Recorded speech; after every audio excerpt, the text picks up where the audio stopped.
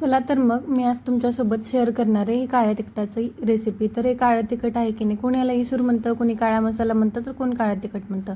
आता हे मराठवाडा पद्धतीने बनवलेलं आहे. आता या सगळ्यात पहिल्यांदा की नाही मिरच्या 1.5 किलो घेतलेल्या आहेत. मी तुम्हाला जसं जसं साहित्य भाजत असू तसं तसं मी तुम्हाला त्याचं प्रमाणसुद्धा सांगते.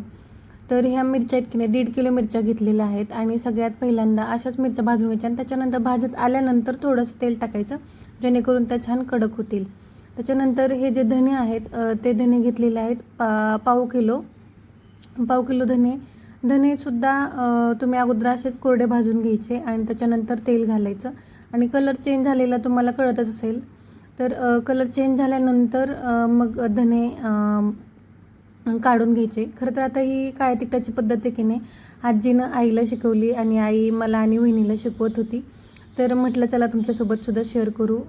तुम्ही ही रेसिपी कुठून नक्की पाहताय हे मला कमेंटमध्ये नक्की सांगा. तर त्याच्यानंतर हा जो मसाला आहे तो मसाला आहे 2 छटाक मिक्स मसाला आहे. ह्याच्यामध्ये साल, नंतर स्टारफूल, मोठी विलायची, छोटी विलायची, ज्या काही जिन्नस तुम्ही जेवढ्या म्हणाल, लवंग, जिरी, सगळ्या जिन्नस आहेत की नाही तर ह्या मसाल्यामध्ये मिळतात. तर बाजारामध्ये तुम्हाला मसाला अगदी सहज कुठेही उपलब्ध होऊन जाईल. तर हा मसाला आहे की नाही तो मसालासुद्धा आपण साधा असाच भाजून घेऊयात. हे असले पदार्थ करताना की नाही संयम फार महत्त्वाचा आहे. म्हणजे ह्याच्यामध्ये खूप मंद आचेवर अगदी जाळ कमी ठेवून ह्या सगळ्या गोष्टी भाजाव्या लागत आहेत. आता मी हे मिरच्या आणि जे धणे आहेत की नाही ते एकत्र केले भाजल्यानंतर, पण ह्या बाकीच्या ज्या गोष्टी आहेत त्या प्रत्येक गोष्टी आपण बाजूला ठेवणार आहोत. आता हा मसाल्यामध्ये थोडंसुद्धा तेल घालायचं नाही आहे, तुम्ही फक्त असंच भाजून घ्यायचं आणि त्याच्यानंतर छान कलर यावा यासाठी 2-3 हळकुंड टाकून घ्यायच्या आणि जी साल आहे ती साल मात्र तळून घ्यायची आहे, जेणेकरून ह्या काळ्या तिखटाचा जो कलर आहे की नाही तो अगदी छान येईल आणि त्याची टेस्टसुद्धा खूप चांगली होते. आता हे तुम्हाला वेगळं सांगायला नको की हे सगळं जे चुलीवर करतोय त्यामुळं तर अजूनच टेस्ट छान येणार आहे. आता त्याच्यानंतर 1 किलो कांदा घेतला होता. आता हे कांद्याचं प्रमाण जे आहे ते ओला कांदा असताना 1 किलो घेतला आणि वाळवल्यानंतर छान अगदी वाळवून घ्यायचा आणि छान भाजून खरपूस घ्यायचा. आता हा कांदा की नाही अगदी काळा होईपर्यंत भाजून घ्यायचा, म्हणजे की बारीक चांगला होत जाईल आणि जाळी जो लागते की नाही तिखटाला तर ती जाळी लागणार नाही. त्याच्यामुळं ह्याला खूप जास्त चांगलं आणि कमी आचेवर भाजून घ्यायचं आहे आणि आपण अशा प्रकारे हा कांदा भाजून घेतलेला आहे. त्याच्यानंतर आपण घेणार आहोत पांढरे तीळ. तर आता हे तीळसुद्धा भाजून घ्यायचे आहेत.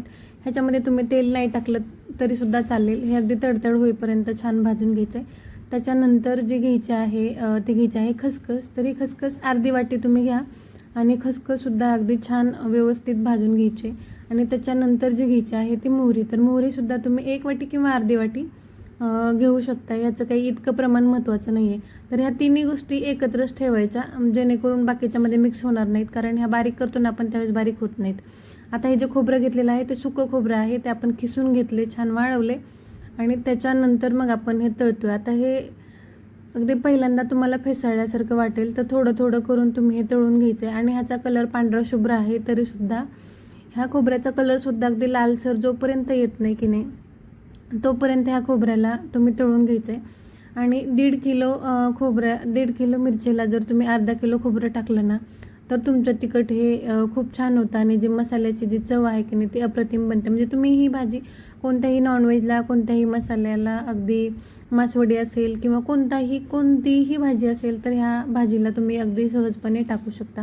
आता हे 3 आहे ते एकदम एकत्र मिक्स करायचं, वाटून घ्यायचं मिक्सरवर. आता हा मसाला आहे तो वेगळा वाटून घ्यायचा आणि खोबरं आहे ते वेगळं वाटून घ्यायचं आणि त्यानंतर हे सगळं मिक्स झाल्यानंतर हे तुम्हाला अशा प्रकारे दिसेल. तुम्हाला साधारण सांगते 1 किलो तेल ह्या सगळ्याला लागेल आणि बाकीचं प्रमाण तर मी तुम्हाला सगळं सांगितलंच आहे. पाव किलो मीठ सोबत घेऊन जायचं आणि कांडपामध्ये ह्या सगळ्या गोष्टी आणि मिरच्या घेऊन जायच्या, तर तुम्हाला छान असं तिखट होईल. तर चला, आवडली रेसिपी तर नक्की लाईक, शेअर आणि सबस्क्राईब करा. थँक्यू.